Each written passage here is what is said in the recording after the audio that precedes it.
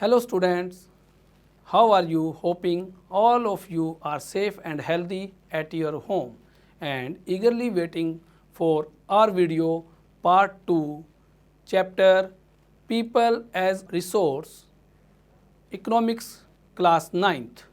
Let's start our topic. Students, now we are going to study the third attributes of quality of population, that is unemployment. Sakal's mother Sheila looked after the domestic children and helped her husband Bhuta in the field. Sakal's brother Jitu and sister Situ spent their time playing and roaming. Can you call Sheila or Jitu or Situ unemployed?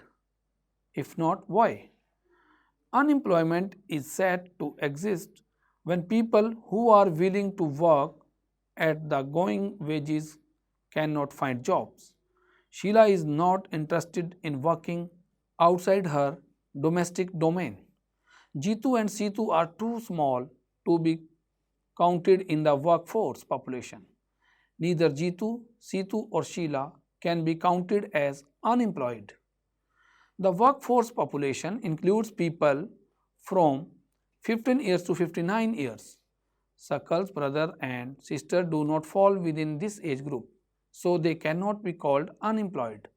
Sakal's mother, Sheila, works for the family. She is not willing to work outside her domestic domain for payment. She too cannot be called unemployed. Sakal's grandparents, although not mentioned in the story, cannot be called unemployed. In case of India, we have unemployment in rural and urban areas. However, the nature of unemployment differs in the rural and urban areas.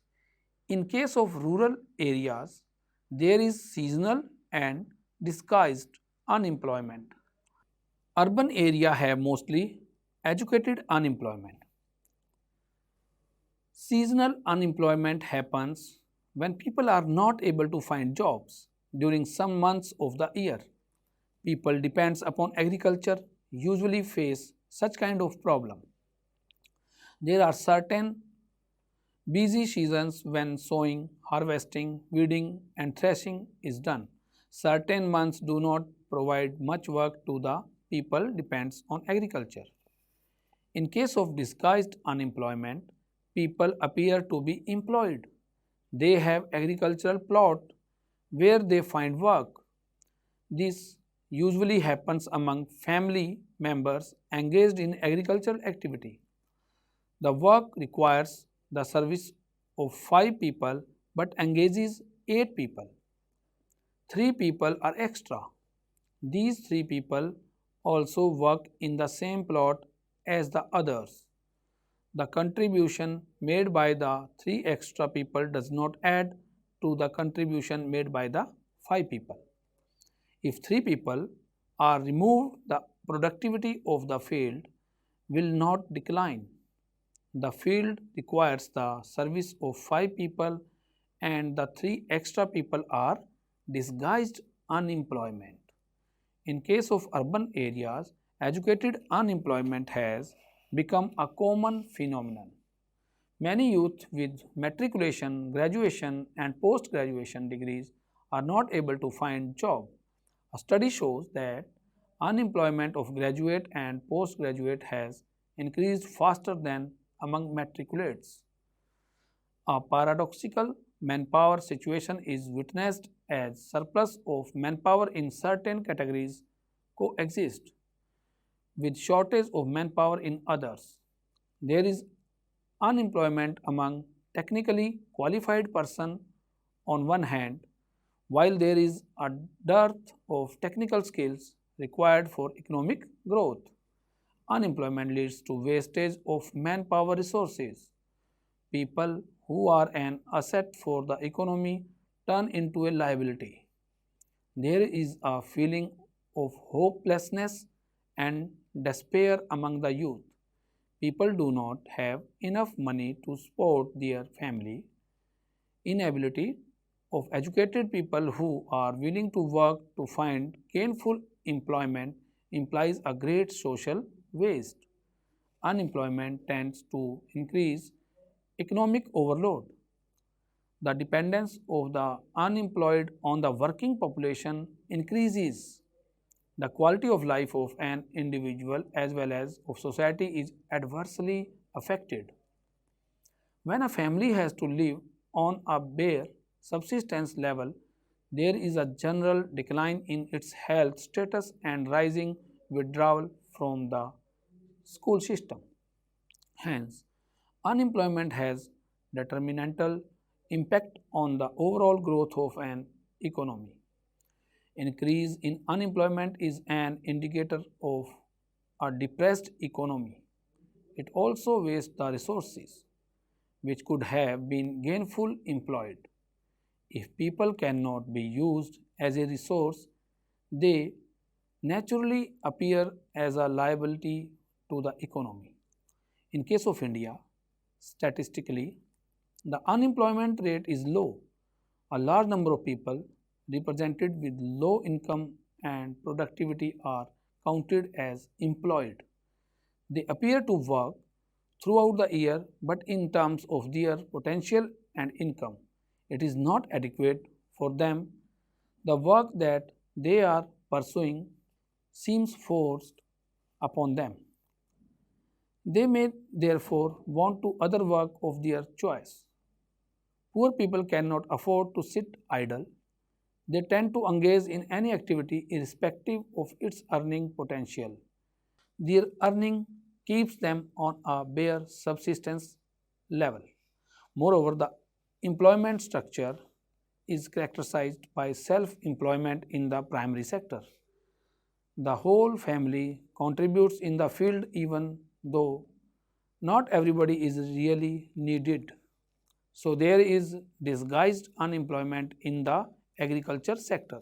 But the entire family shares what has been produced. This concept of sharing of work in the field and the produce raised reduces the hardship of unemployment in the rural sector. But this does not reduce the poverty of the family. Gradually, surplus labor from every household tends to migrate from the village in search of jobs. Let's discuss about the employment scenario in the three sectors discussed earlier. Agriculture is the most labor absorbing sector of the economy. In recent years, there has been a decline in the dependence of population on agriculture, partially because of disguised unemployment discussed earlier. Some of the surplus labor in agriculture has moved to either the secondary or the tertiary sector. In the secondary sector, small scale manufacturing is the most labor absorbing. In case of the tertiary sector, various new services are now appearing like biotechnology, information technology, and so on. Let's read a story to know how people could become an asset for the economy of a village. This is a story of a village. There was a village inhabited by several families. Each family produced enough to feed its members.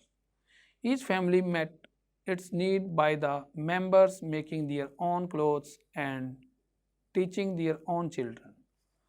One of the families decided to send one of its sons to an agriculture college. The boy got his admission in the nearby College of Agriculture. After some time, he became qualified in agro engineering and came back to the village.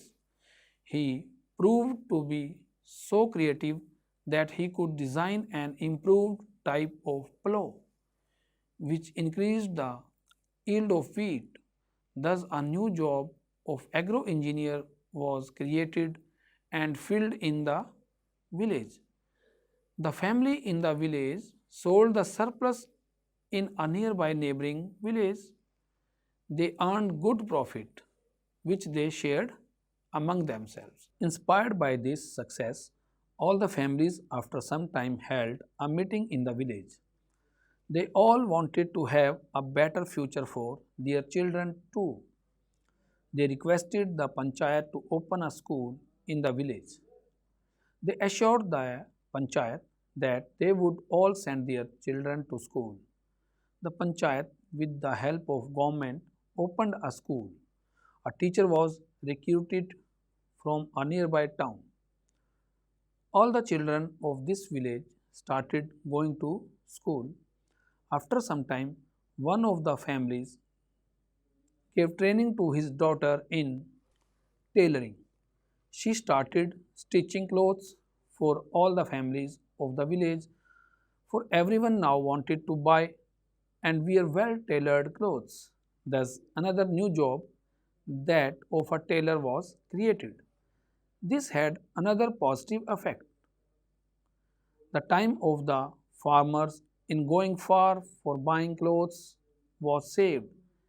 As the farmers spent more time in the field, the yield of the farms went up. This was the beginning of prosperity. The farmers had more than what they could consume.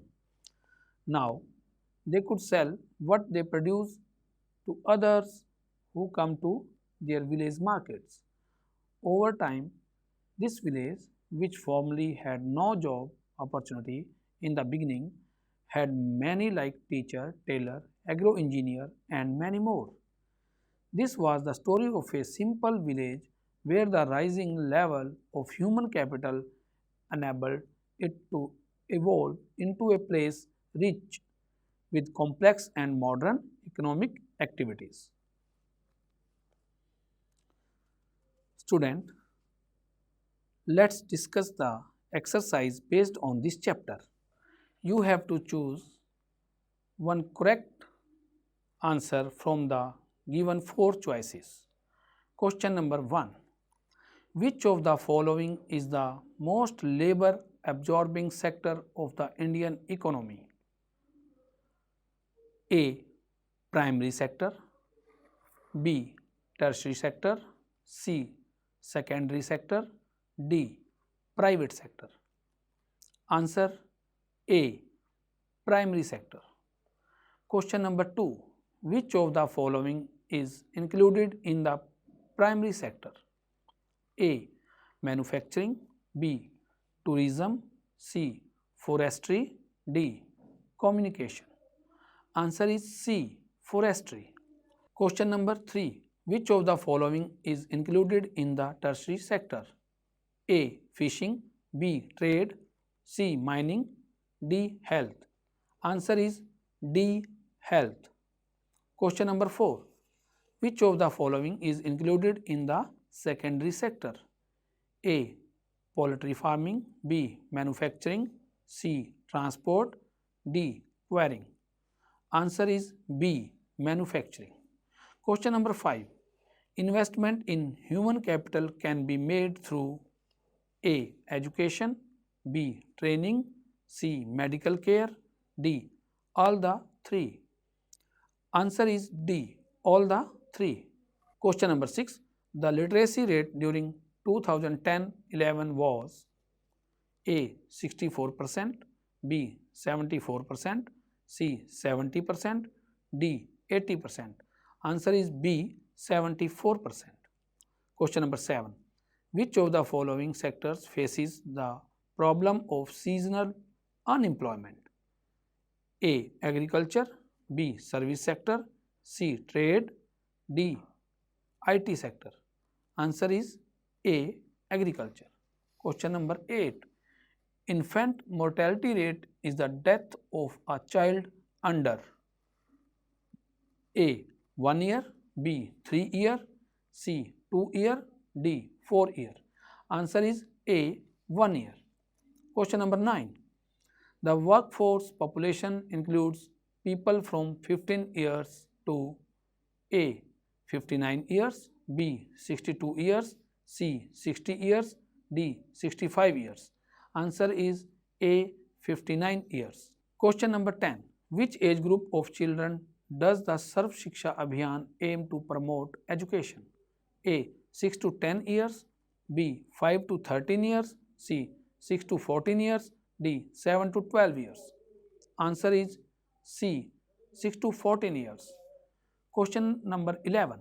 The number of females per thousand males refers to A. Sex ratio, B. Literacy rate, C. Infant mortality rate, D. Birth rate. Right answer is A. Sex ratio. Question number 12. Decrease in IMR, infant mortality rate, of a country signifies A. Increase in life expectancy, B. Increase in GNP, C. Economic development of a country, D. Increase in number of colleges in a country. Right answer is A. Increase in life expectancy. Question number 13.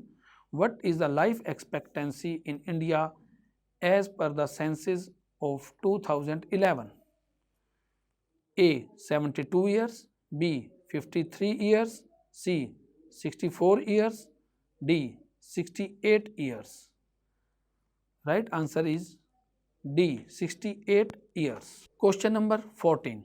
Which one of the following is considered important to create virtuous cycle by the parents?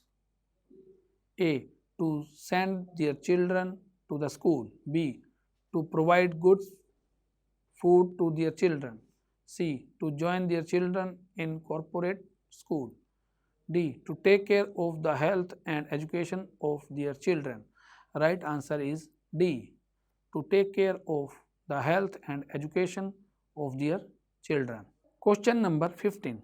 What is the expanded form of PHC? A. Public Health Club, B. Private Health Club, C.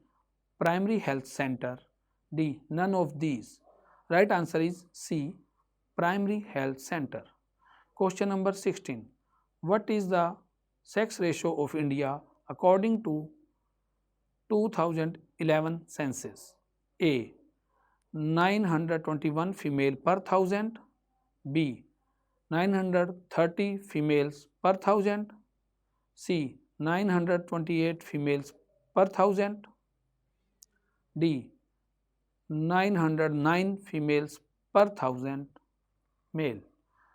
Right answer is D. 909 females per thousand males. Question number 17. If a person cannot find job during some months of the year, which type of unemployment is this called? A. Structural unemployment, B. Cyclical unemployment, C. Seasonal unemployment, D. None of these. Right answer is C. Seasonal unemployment. Question number 18. The persons who are not working by their own willing is covered under A. Seasonal unemployment, B. Disguised unemployment, C. Educated unemployment, D. None of the above. Right answer is D. None of the above, because they are not willing. Question number 19. Where is seasonal unemployment found? A. Urban areas, B. Rural areas, C. In remote areas, D. Both in rural and urban areas. Right answer is B. Rural areas. Question number 20. The quality of population depends on A. Literacy rate, B. Health, C. Skill, D. All the above. Right answer is D. All the above. Question number 21. The scheme for the establishment of residential schools to impart education to talented children from rural area is A. Kendriya Vidhalayas, B. Navodaya Vidhalayas, C. Sarvodaya Vidhalayas, D. None of the above. Right answer is B. Navodaya Vidhalayas. Question number 22. What is India's position in scientifically and technically manpower in the world? A. First, B. Second, C. Third, D. Fourth. Right answer is C. Third. Question number 23. Which one from the following is includes in secondary sector? A. Trade, B. Marketing, C. Manufacturing, D. Education. Right answer is C. Manufacturing. Question number 24. Increase in longevity of life is an indicator of A. Good quality of life, B. Improvement in health sector, C. Better HDI, Human Development Index, D. All the above. Right answer is option A. Good quality of life. Question number 25. Why is literacy rate is low in the females? Option A. Lack of equal education opportunities, B. Lack of transport facilities, C. Lack of infrastructure, D. Lack of income. Right answer is option A. Lack of equal education opportunities. Students, now you have to do some activities based on this chapter. Activity 1. Visit a village or colony near to your residential area and note down the various activities undertaken by the people of that village or colony. If this is not possible, ask your neighbor what is their profession, in which of the three sectors will you categorize their work. B. Say whether these activities are economic or non-economic activities. Number 1. Vilas sells fish in the village market. As we studied, it is an economic activity because Vilas earns some money by doing this. Number 2. Vilas cooks food for his family. This is non-economic activity for self-consumption. Number 3. Sakal works in the private farm. This is economic activity, students, because he is getting a salary. Number 4. Sakal looks after his younger brother and sister. This is non-economic activity because no money is paid for this. Activity 2. Visit a nearby hospital, either government or private, and note down the following details. How many beds are there in the hospital you have visited? How many doctors are there in the hospital? How many nurses work in that hospital? Besides, try to gather the following additional information. How many hospitals are there in your locality? How many dispensaries are there in your locality? Students, in this video, you have studied how inputs like education and health help in making people an asset for the economy. We also discussed about the economic activities undertaken in the three sectors of the economy. We also studied about the problems associated with unemployment. Finally, the chapter ends with the story of a village which formerly had no jobs, but later by using their human resource they had plenty. Students, thanks for watching this video carefully and attentively from beginning to end.